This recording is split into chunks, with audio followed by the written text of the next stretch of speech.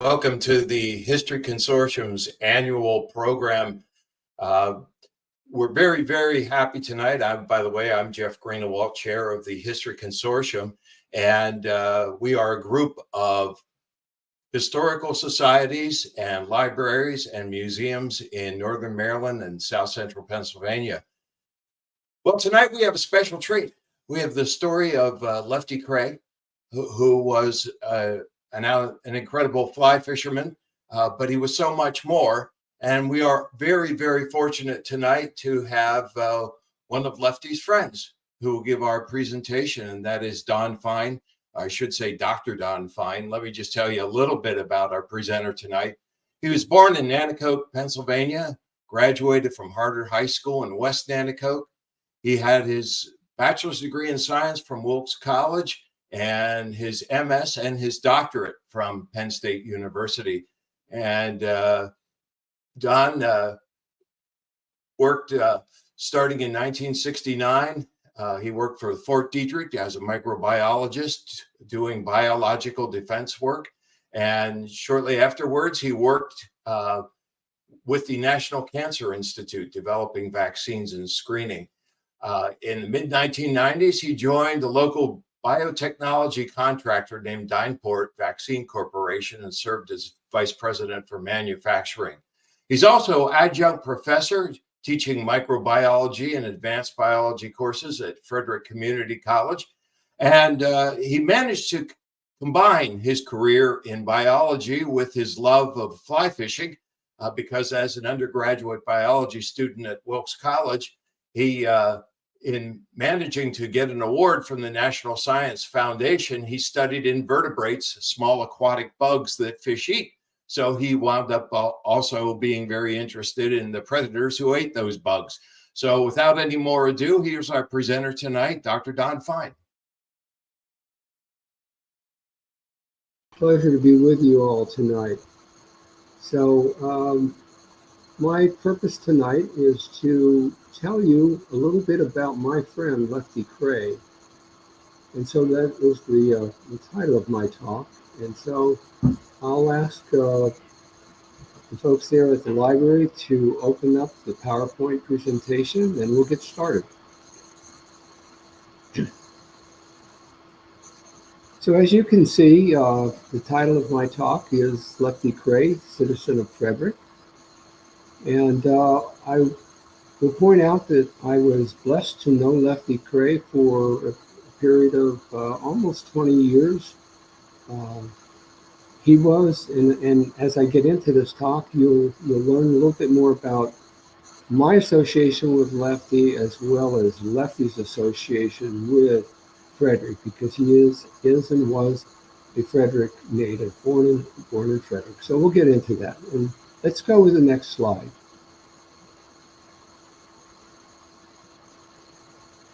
Well, perhaps you have been, you were reading the Frederick News Post and several weeks ago, and you may have noticed that in the publication on the 16th of October, there was a picture, actually probably several pictures, and as you might note on the slide, it said the statue of legendary sportsman Kreh unveiled in Color Lake. Well, this was the Frederick News Post way of announcing what was going on at Baker Park that preceding weekend. And let's go to the next slide. And what had happened was that on the second Saturday in October, we erected, or we celebrated the placement of a statue in Color Lake. And so maybe you hadn't walked by Baker Park, especially if you don't live in Frederick, or if you hadn't read the local newspaper, and you said, well, what is that statue, and who is this person, Lefty Kreh? Next slide. Well, I'm honored to tell you today a little bit about Lefty Kreh and honor him as one of our hometown heroes, a man who rose to international fame and is now immortalized in a statue in Color Lake. Next slide. So again, who was Lefty Kreh? Well, I'll start by reading a note that was in the 2015 issue of Guns and Garden magazine.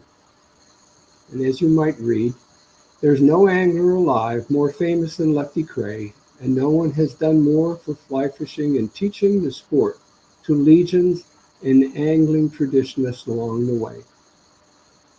So this is sort of my introduction to my friend Lefty Kreh. Next slide. A little bit about Lefty's life before we get into his legacy. He was born in Frederick in 1926, somewhere around 2nd or 3rd Street, not very far from the library. Lefty's father died when Lefty was 7 years old. At that time, he was the eldest of 3 younger siblings. This was during the Depression in the 1920s. And they lived on public assistance, as many did in Frederick. But Lefty was able to fish. He loved to fish. And he would fish on the Monocacy River and any place close by where he could catch fish to not only feed his family, but to sell at the market at 10 cents a pound to bring some money home for his mother. You might ask, well, why was he called Lefty? Well, Lefty sort of hung around with some boys in that part of Frederick, played a lot of basketball, played a lot of baseball. And Lefty was able to bat and shoot a ball both left-handed and right-handed. And so his name caught on, and they called him in the neighborhood Lefty. And that name stuck with Lefty for the remainder of his life. Lefty also continued his schooling in Frederick, graduated from Frederick High School in 1942. Next slide. And after high school, he enlisted in the military as an infantryman, fought in the Battle of the Bulge in the late 1940s, 44. But after the war, he came back to Frederick and worked nights at the biological warfare labs at Fort Detrick. In those nights that he would be working in the animal facility gave him the time during the day, not only to pursue his passions of fishing and hunting, but again, to help feed his family. One night, Lefty came in contact with an infected monkey and contracted what's called cutaneous or skin infection with anthrax. Anthrax is a bacteria, if you're not already aware of that. And Lefty was sick for several weeks. But he was one of the few people to survive infection with anthrax because it normally infects the lungs of a person. And so after his recovery from this infection, they isolated some of the bacteria from Lefty and used it to develop a vaccine, an experimental one, that was used in Operation Desert Storm in 1991 to protect our troops. And that strain of the anthrax bacteria was named BVK after Lefty, Bernard Vernon Kreh. I was fortunate enough at one part of my career to work with that vaccine. Of course, it was much later. And only then did I realize that my friend Lefty Kreh was the one who originally generated the bacteria for that vaccine. Next slide. So those humble days that I talked about were his beginnings of writing career. And so in the 1950s, he became an outdoor writer for the Frederick News Post. He also, about that time, namely 56 years ago to this date, was one of the founding members of Potomac Valley Fly Fishers. Lefty went from that point, those humble beginnings, to become a world-renowned fisherman and a member of 3 fishing halls of fame. Lefty fished with many favorite people that you might recognize. Presidents Carter and Presidents H.W. Bush, Ernest Hemingway, the writer, Jack Nicklaus, the golfer, who is still very active in supporting the Friends of Lefty Kreh initiative. Baseball great Ted Williams, of course, Tom Brokaw, and actor Michael Keaton, who are also honorary members of our Friends of Lefty Kreh endeavor. And Lefty, at one point, at a fishing tournament in Cuba, met Fidel Castro and actually showed Fidel Castro how to cast a fly rod. Next slide.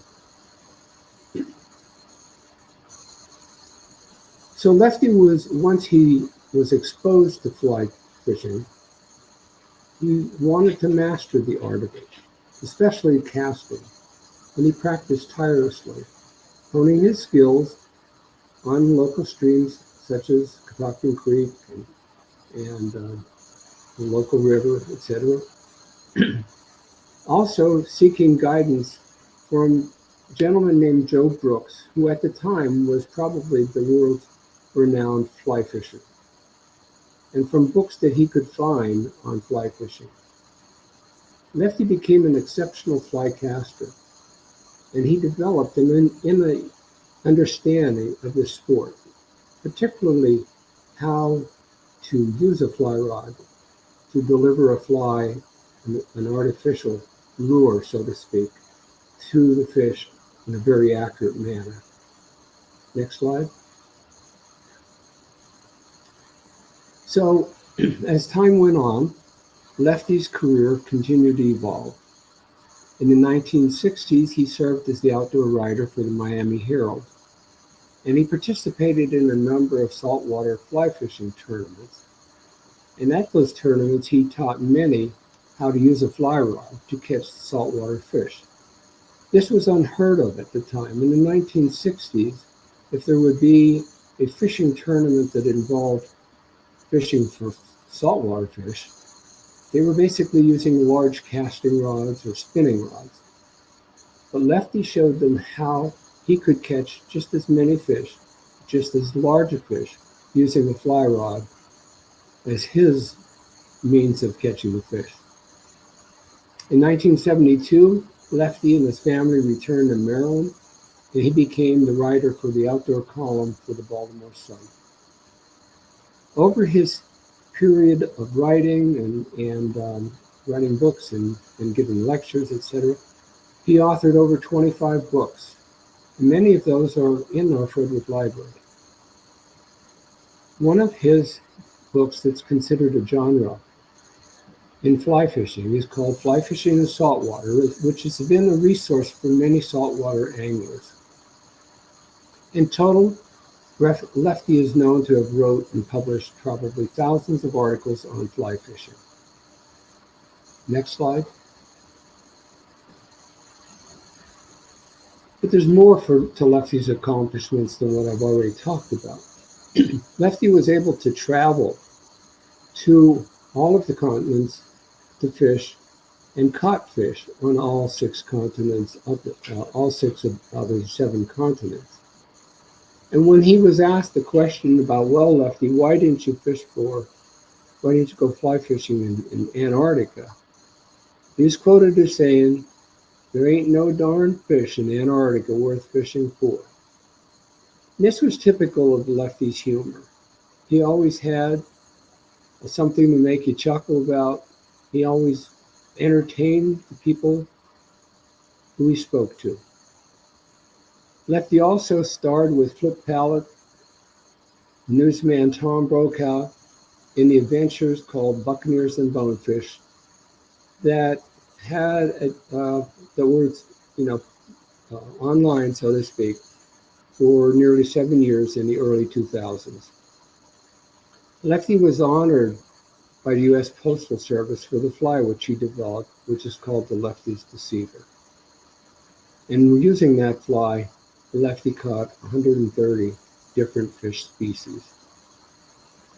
I don't know whether you'll be able to see this, but I can hold a picture. I can hold one of Lefty's deceivers in front of me, which I tied a little bit earlier today not to illustrate that I can tie flies, but to give you a better understanding of what this fly looks like.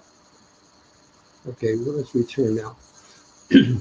So that was the fly that ended up being one of our U.S. postage stamps some years ago.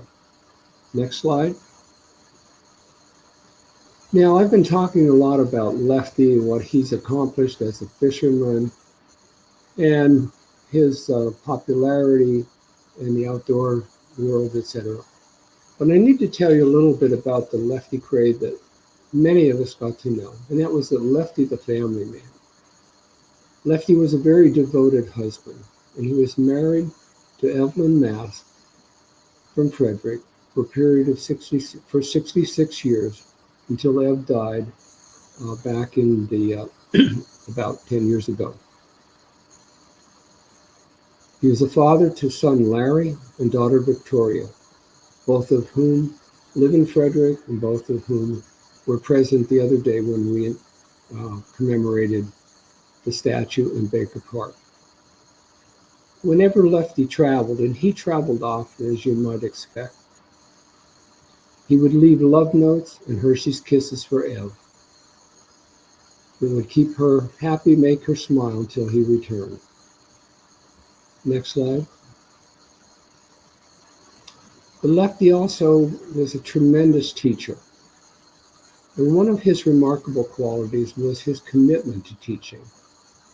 Because Lefty was able to realize that fly fishing was considered an elitist sport by many.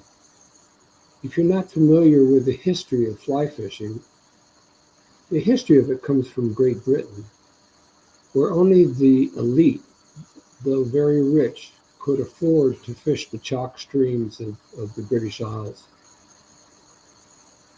But Lefty and many others that preceded him brought it to America. And so it was part of Lefty's mantra to show people that it is not an elitist sport. And Lefty sought to change those perceptions. He had a passion for instructing and sharing his knowledge with others, and that became a defining aspect of Lefty's legacy. Lefty's teaching methods were also very effective and engaging because he was able to break down the complex concepts of the fly cast into very simple and understandable terms.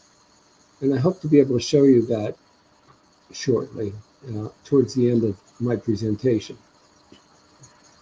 But Lefty emphasized the importance of practice, which goes, it doesn't matter whether we're talking about baseball or some other sport or music or whatever. Lefty had the same principle that if you want to get a good caster, you need to practice day after day. And that was all part of his fundamentals. The next slide. He was also a very early advocate for catch and release practices. And if you're not already familiar with what catch and release means, and as once was said by another famous fly fisher, a fish is too beautiful thing to not catch and release to be caught another day. And Lefty was an advocate of that mantra, that there's nothing wrong with returning a fish safely to the water for it to be caught again another day. And that was part of his ethic of conserving fish populations for future generations. Lefty also was so human when it came to many of his presentations or the manner in which he taught people. And as you might note on my slide here, Lefty would often tell a story about teaching some fly casting to a group of saltwater anglers in Florida, where he was at a conference, a billfish tournament, in fact.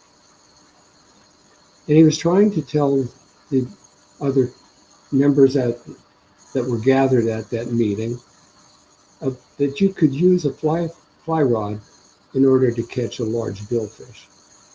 And so he literally took those who were interested out into the back alley and showed them how to cast a fly rod, which was very impressive to the group and probably was the beginning of fly fishing for many of those tournaments at the saltwater, the anglers at the saltwater tournament. Next slide. Lefty, in fact, inspired all who met him because he had an enthusiasm for the outdoors. And he was very devoted to issues that are very important to us today, even today, and into the future. A clean environment, water quality, and preservation of nature, as is exemplified in the world of fly fishing. If you were to read Lefty's letters or Lefty's book, you can see that he wrote and he taught for all generations and a very diverse audience, not for an elitist group. Next slide.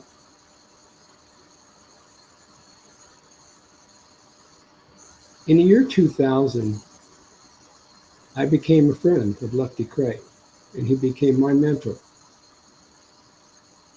In that year, our local fly fishing club, Potomac Valley Fly Fishers, was having their annual banquet, and I was the president of the club at that time. And we had invited Lefty to be our guest speaker. So he came from Baltimore, and we had that gathering up in Fairmont. And Lefty offered to give a casting instruction that day to 10 individuals. And he said, I'll charge each person $50. But he said at the end of the evening, I'm going to give that money back to the club because the club needs it. So I was one of the lucky people to sign up for that instruction. And I can still remember standing around a pond up in Fairmont. And Lefty came to me, as he did to all of the others, and he said, Don, let me see your cast. And I showed him how I could cast the fly rod. And in his typical style, Lefty said, let me show you what you're doing wrong. And so on that day, Lefty became my friend because not only did I learn how to cast from him, and I was honored to introduce him that night, but a few weeks later, I went fishing for false albacore off the coast of North Carolina, and I caught my first false albacore using a cast that Lefty Kreh taught me. And I still cast that way, and I still teach that way today. Lefty always answered my emails or my phone calls, and that for a while I thought I was special, until I realized that that was Lefty Kreh. Once he got to know you, you could call him, you could write to him, and he always responded. So several years passed, as you can see. In summer of 2014, our club decided that we would honor Lefty Kreh for his lifetime membership. And we created what was called Lefty Kreh's Day that was going to be held that fall in Middletown at the park out there. And so on a particular Sunday in summer of 2014, Dan Newland, who you may know is the sports editor for the Frederick News Post, my wife and I were invited to go to Lefty's house prior to prepare for Lefty Kreh Day. Next slide.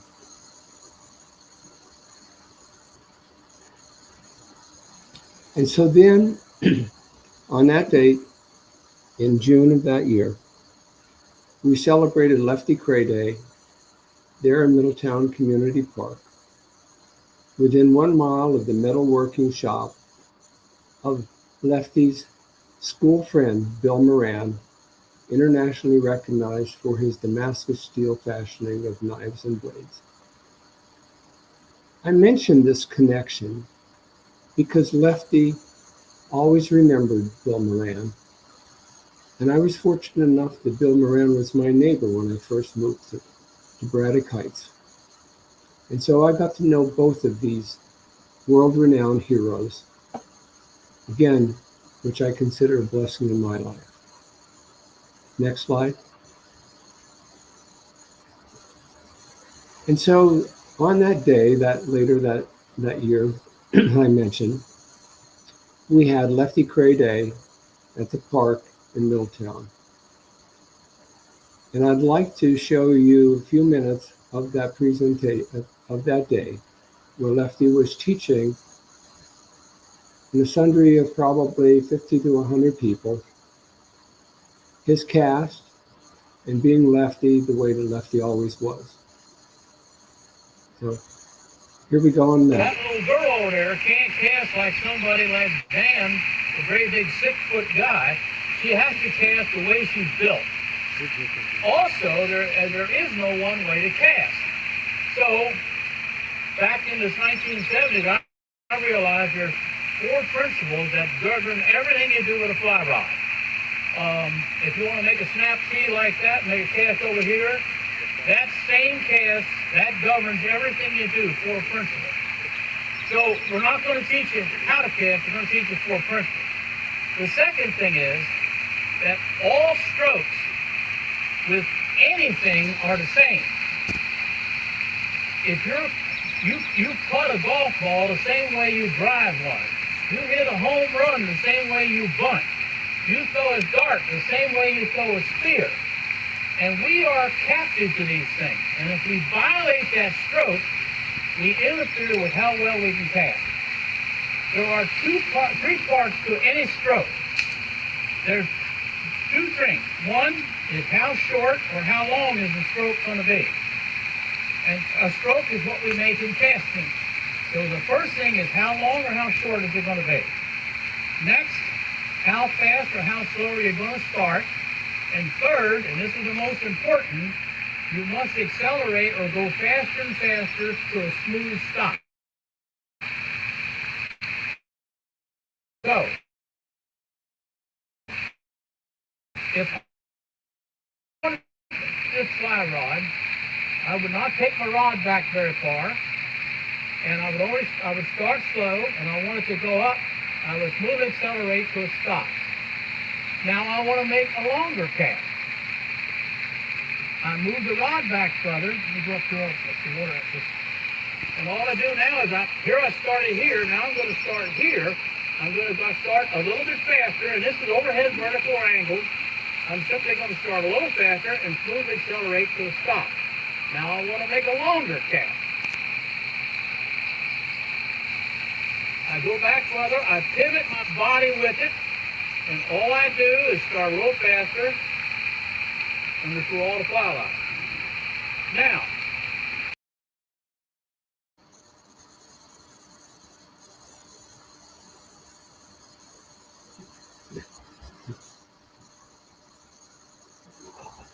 Okay, I presume we're back on.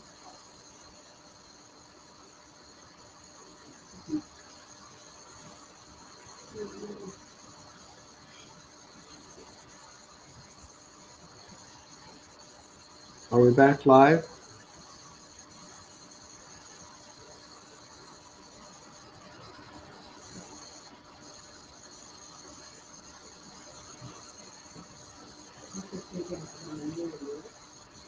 Everyone can see and hear me.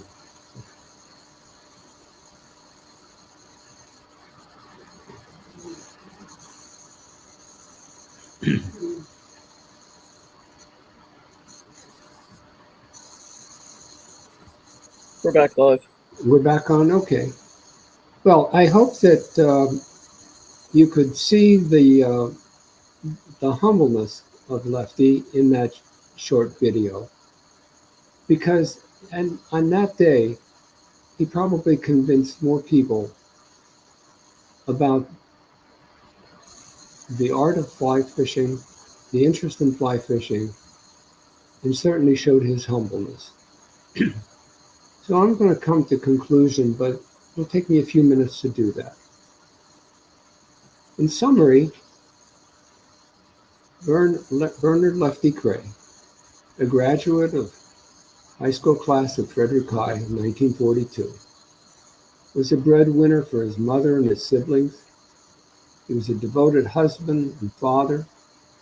He's the creator of the Lefty Deceiver fly, known for its lifelike appearance and effectiveness not only in freshwater but also saltwater environments. Lefty was an author, a columnist, an innovator, an inventor, a teacher, and a friend to all he met. And he became an international celebrity, but never an elitist. To quote him, he said, "I'm just a smart country boy in a world of fast-talking snobs." Next slide. I gathered together a number of quotes that were available not only on the internet, but in my personal conversations with some of these individuals. And I think that some of these quotes will even give you a better idea of the type of person that Lefty Kreh was. Sarah Gardner, who is a world-class fly fishing guide and who learned how to cast from Lefty Kreh, said, "Lefty has time for everyone, almost so much as to be a liability to himself." Another fly fishing guide from Tennessee, Wanda Taylor, "He treated all of us as his personal friend and family." Kathy Beck, who I fortunately have been able to have learned, who I've come to know, and who is on our advisory committee for the erection of the statue in Baker Park.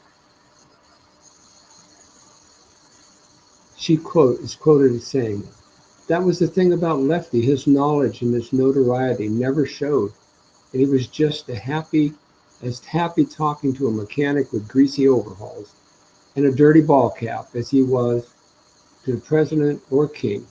He was every man's man, and everyone loved him." Next slide. Lori Ann Murphy, who is the president of Real Women Fishing Adventures and also a former cast member of Buccaneers and Bonefish, which Lefty starred in, said, "Who does this? Special characters who want to share their life findings, and we thank them. We thank you, Lefty. We thank you for taking the time to share you with us." Next slide. I was able to get a quote from Flip Pallett. Many of you may have never heard of Flip Pallett, but he is a world-renowned fly fisher and an emissary for Temple Forks Outfitters. His house had been totally destroyed in Homestead, Florida, after Hurricane Andrew. "Lefty materialized through mountains of debris," he said. "We hugged and cried, and Lefty handed me a paper sack, and in it was $25,000 that Lefty and his wife, Ev, had stashed away for the emergency. Lefty was there for me all the same." Next slide. Ross Purnell, Fly Fisherman Magazine. "Lefty Kreh changed fly fishing more than any other person because he was the greatest teacher we ever known. A mentor to an entire generation of guides, writers, and instructors. He changed all of us for the better." Next slide. But beyond his contributions to angling, Lefty was a passionate advocate for the environmental conservation. And he understood the health of the waters that he loved, which are essential to the sport's future, as well as to human living. And he used his platform in fly fishing to raise the awareness about conservation, and he used his influence in helping support initiatives aimed at preserving aquatic ecosystems. Next slide. Why is all of this important? If you think about it, children today are becoming more distant from the outdoors as a result of virtual media. Rather than exploring the outdoors, they're so-called glued to the tube. More than ever, people are focusing on our conservation of our environment, however. And there's a need for inspirational figures to motivate not only youth, but all of us to experience the great outdoors, and to conserve our natural world. Lefty was my inspirational figure. I'm happy to carry on his legacy, and my wish is for Lefty Kreh and other conservationists to serve as an inspiration to you, to your children, and to future generations. Next slide. In today's world, we need more heroes like Lefty Kreh, and he was a role model for me and for thousands. And he was recognized for his achievements in fishing and writing and teaching, and as a steward of the natural environment. And as I was preparing this talk, I got to thinking about how much was Lefty Kreh indeed like that of a Boy Scout. And though he was never a Boy Scout, as you'll see in the next slide, I'll try to make the point that he was the ideal scout.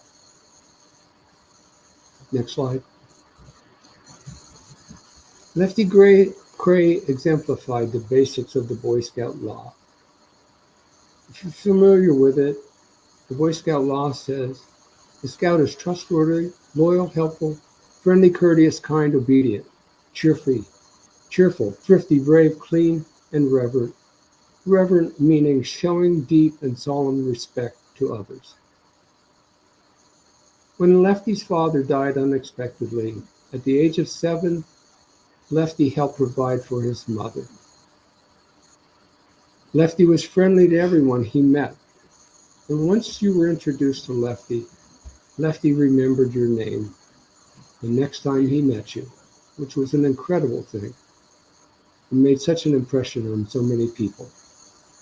Lefty was always cheerful, even during the last days when he was suffering from heart disease. Lefty never complained about the seriousness of his condition.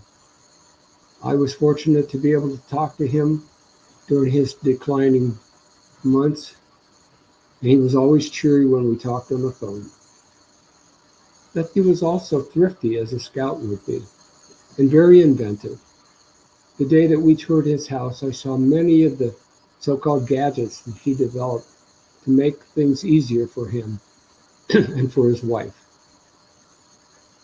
As a soldier in World War II, he showed bravery at the Battle of the Bulge. And whenever Lefty made a promise to you, he stuck with it. And he showed deep and solemn respect to everybody he met. Next slide. So in closing, I'm honored today to be able to tell you who are residents, those who are visitors to our community, about my friend and my teacher, Lefty Kreh. So I urge you to visit the section of our Frederick Library on the second floor, where there are still several of the demonstration cases with some of Lefty's flies and the statue, a maquette of the statue that's in Baker Park. But there's also many books regarding fishing, and many of those were authored by Lefty Kreh. So I thank you for today, and I'll be glad to answer any questions that you might have.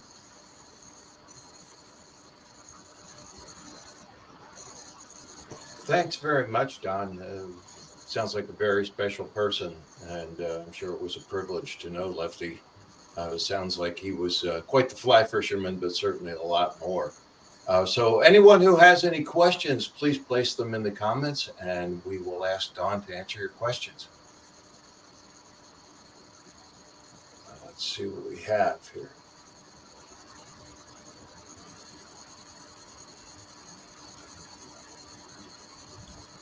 I am not seeing anything yet. Oh, here we go. Don, do you have a favorite memory or moment with Lefty?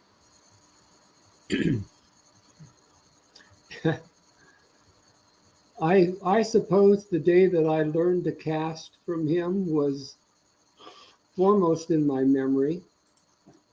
And also the night that I introduced him to the club membership at that banquet that I referred to. Both of them will remain in my memory forever. And of course, the day that we visited his house, that was a very humbling experience to literally, and if you don't mind, I'm going to relate to you um, how humble he was. He was showing me and my wife and Dan Newland his fly tying area, which was very well organized, as was he. And he showed us also the part of his house where all of his fishing rods were, and his fishing reels, and pictures, etc. And then he said to me, "Don, have you ever seen a squirmy worm?" At that time, I didn't know what a squirmy worm was, but it's an artificial imitation of an earthworm. And we were standing in his tying room, and he said, "Come into the bathroom." He said, "I want to show you how this fly looks in the water." So he took an empty coffee cup, put some water in it, and he dangled the fly in the water in the coffee cup in his bathroom. And he said, "Don, have you ever seen any action on an artificial bait like that?" And I was just simply fascinated by it. And the squirming worm, in the years that followed, became a real staple, particularly for trout fishermen. And so you can find them anywhere in any sporting goods store, that lure. Now, Lefty didn't develop it, but he was one of the first that promoted it.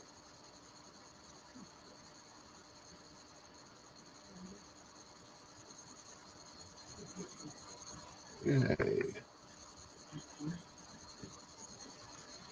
Well, I see Matt Fine is asking a question. What was the cast that I caught my first false albacore?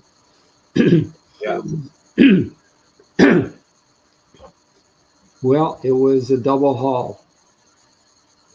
A double haul meaning that you basically are picking up line speed on the back cast as well as on the forward cast. And I learned that from Lefty. Okay. Don, if you don't mind, I'd like to ask a question of you. It seems like Lefty had quite a sense of humor. Did he have a favorite joke that he'd like to tell?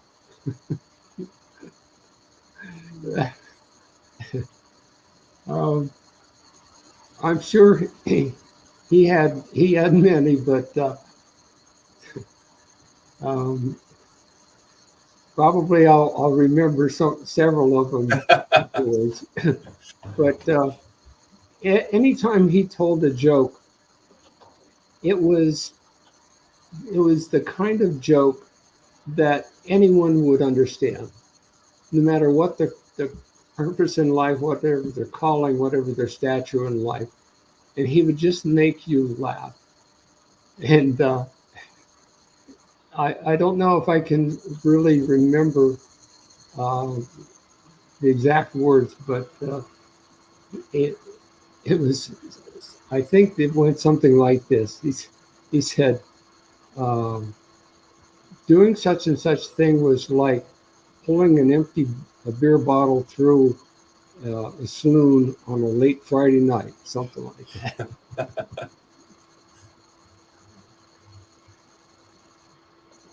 Let's see if we have any more. Don't see anything else coming up. Just give it a second. Well, it looks like that's the questions that we have, Don. Thank you so much for sharing your stories. It was quite a story. I'm not even a fly fisherman, and I was pretty fascinated by the whole thing. So thanks so much for sharing your stories. And also want to thank Ian Terwisky with the Carroll County Public Library, who did the technical operations tonight. And tell you to please join us again tomorrow night when you'll see my friendly face, and I'll be telling the story of Elizabeth Thorne, the caretaker of the Evergreen Cemetery in Gettysburg during the time of the battle. So thank you so much for watching, and thanks so much to Don, our presenter tonight. And Ian, I think we're all set. Okay.